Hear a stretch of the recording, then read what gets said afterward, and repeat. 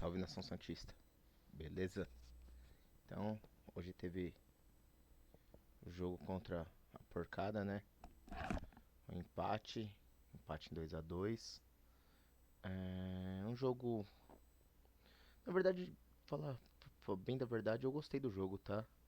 É, Foi um jogo muito bom.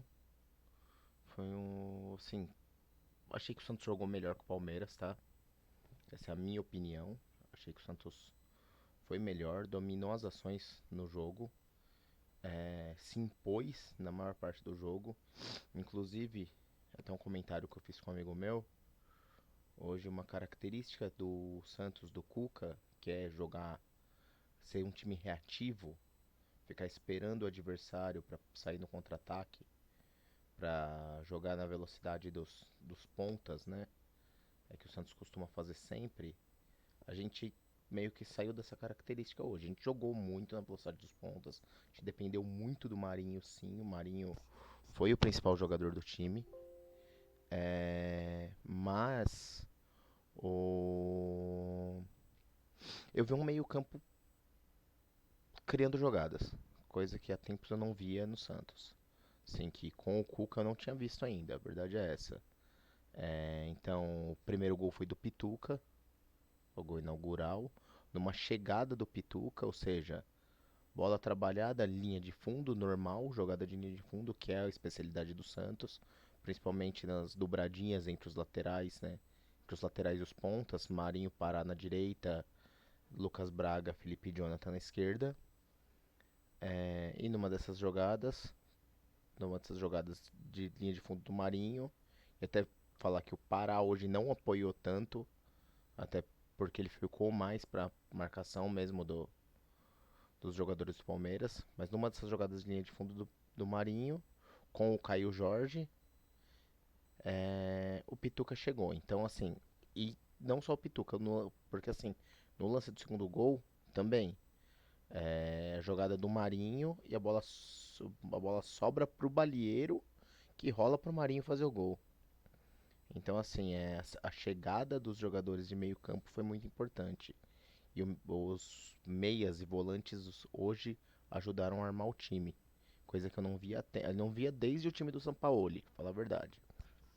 Então, meio campo participativo. Assim, se não foi extremamente criativo, mas participativo no jogo. Nosso meio-campo era muito apenas de marcação. Até com o time do Cuca, o Gesualdo, independente. O time de 2020 do Santos, o meio-campo era extremamente marcador. Não participava da criação, não participava da linha de. Não tinha linha de passe, então era a defesa e o ataque. E assim, eu já vi essa evolução nos últimos jogos, desde que o Soteldo assumiu a posição de camisa 10. Eu tenho visto essa mudança já. Por quê? Primeiro porque as bolas têm passado no Soteldo, tá? Contra a LDU foi assim também. Outra, a questão das inversões de jogada, então, ou das inversões de posição, desculpa. Por quê? Porque o Soteldo no Santos é ponta. Ele é um ponta, ele é o cara que cai pela esquerda, caía pela esquerda. Com o Marinho caindo pela direita, o Soteldo caindo pela esquerda. É, com esse recuo dele pro meio campo e a entrada do Lucas Braga na ponta, o Lucas Braga é o desafogo na ponta esquerda. Ele meio que não muda, ele faz aquela função que o Santos já teve com o Wesley lá em 2008, teve com diversos jogadores, Mariano Tripodi, de ser aquele ponta, mas que é quase um segundo lateral, ou seja, acompanha a lateral esquerda, a lateral inteira marcando. E o Lucas Braga, então, a grande vantagem dele, a grande função dele é essa. Porém, no meio e lado direito, a gente tem muita rotação entre os jogadores. O Soteldo é o meia, mas muitas vezes ele inverte de posição com o Caio Jorge, que aliás, mais um elogio. O Caio Jorge é um jogador muito inteligente. Acho que falam muito do Caio Jorge não ser um finalizador, um centroavantão, né? Aquele cara que se posiciona bem na área, mas ele se posiciona muito bem, ele sabe muito bem sair da área, ele sabe muito bem inverter posição. Então, E hoje mais uma vez mostrou isso. E o Santos mostrou muito isso hoje. Nas trocas de posição do Soteldo com o Caio Jorge, do Soteldo com o Marinho, do Caio Jorge com o Marinho. Tá? Essa rotação ali nessas três posições. Tá? Então, e isso fez o Santos ganhar mais versatilidade no meio-campo. Fez então um meio-campo mais criativo, tá? Mais participativo, vai. Criativo é complicado, mas mais a gente não tem um cara que resolve um jogo com nenhum passe, como aliás que a gente não tem desde a saída do Lucas Lima. A verdade é essa. Então, desde que o Lucas Lima saiu, a gente não tem esse cara, mas com o São Paulo a gente conseguiu fazer esse meio-campo típico europeu que tem hoje, né, de três camisas 8. E hoje eu vi mais ou menos isso. Embora o Soteldo não é nessa pegada, mas eu vi algo mais ou menos assim, com o Pituca chegando, principalmente depois da entrada do Balieiro, com o Balieiro chegando.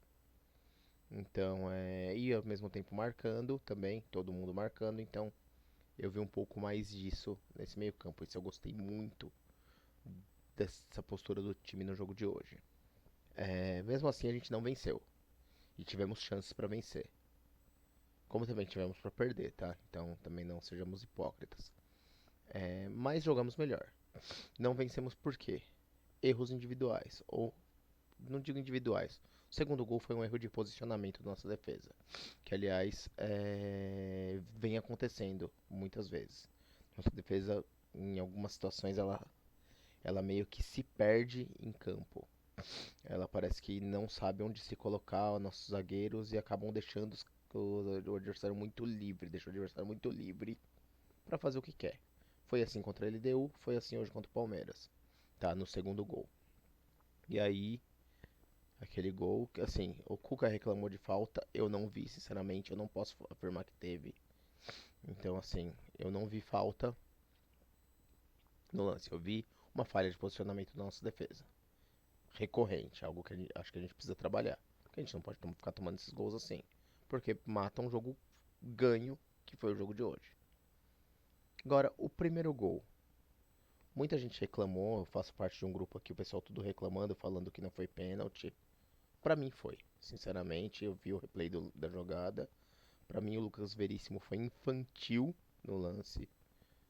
Foi inocente no lance, e assim, é difícil pensar que um jogador do nível do Lucas Veríssimo, cotado para a seleção brasileira, um cara em nível de Europa, aqui cotado para ser vendido, sendo a principal moeda do Santos hoje, né, o principal cara valorizado para a Europa, o cara não conhece a regra, não é possível. O cara sobe numa dividida dentro da área com o braço aberto. E a bola bateu na mão dele, cara. Se você vê o lance em câmera lenta, é uma jogada rápida, mas você vê em câmera lenta, bateu na mão dele. Então, assim, no mínimo, assim, vou dizer que inocência do jogador subir com o bração aberto do jeito que ele subiu. Gosto muito do futebol do Veríssimo. Não concordo com esse pessoal que fala que ele não é tudo isso que falam. Eu acho que ele é tudo isso que falam, sim.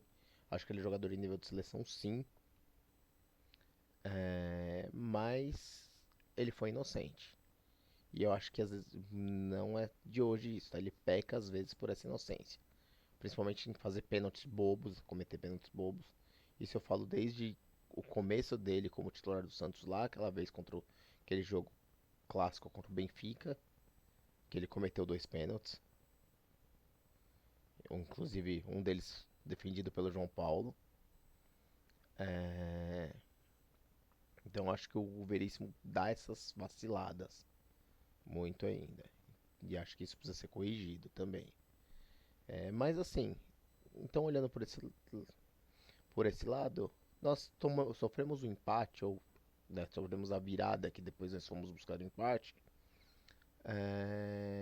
em um lance de falha individual e em um lance de falha de marcação.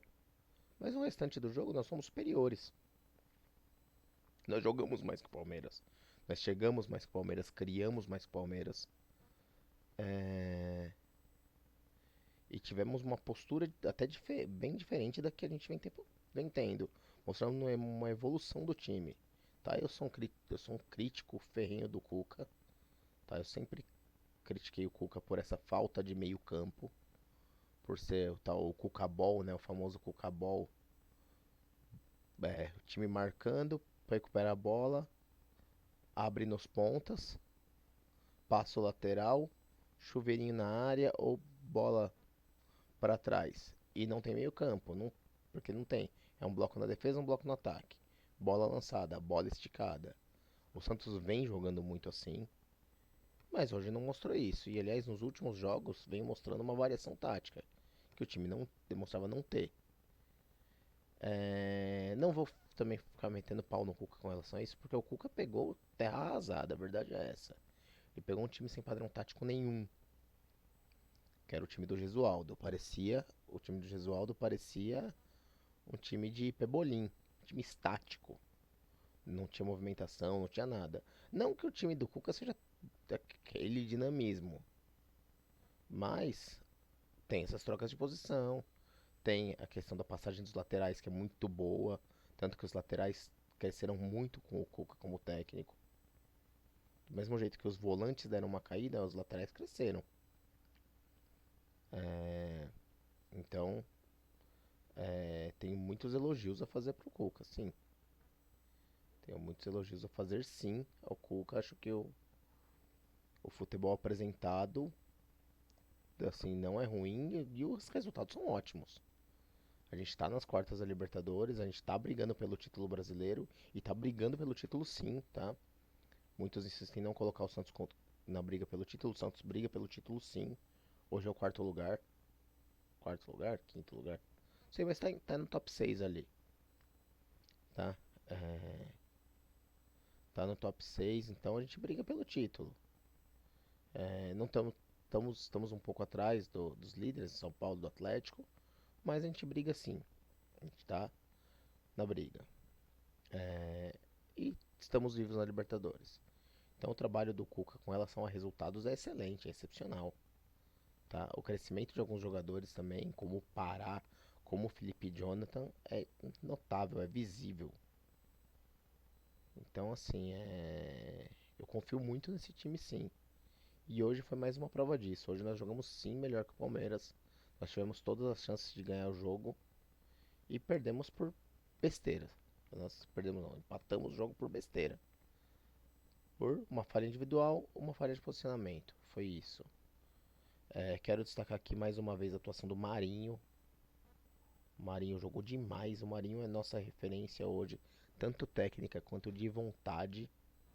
Então o Marinho jogou muito, vem jogando muito sistematicamente, vem sendo o melhor jogador do Santos. Embora no primeiro tempo o Soteldo tenha jogado demais também.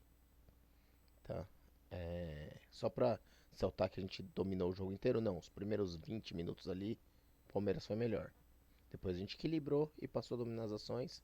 E dali até o final do jogo. Um pequeno momento de queda depois do primeiro gol do Palmeiras. Entre o primeiro e o segundo gol do Palmeiras. Mas depois nós voltamos a dominar as ações. Tanto que nos acréscimos era a gente em cima o tempo inteiro, os caras todos recuados. Tá, voltando às atuações individuais. Mais uma atuação que eu gostei do Caio Jorge, principalmente nessa questão de inversão de posições. Ele não é aquele centroavante matador, ele não é um Ricardo Oliveira, tá? Mas ele é um cara que ele é muito inteligente, ele sabe sair da área, ele sabe inverter posição, ele sabe voltar para armar o time.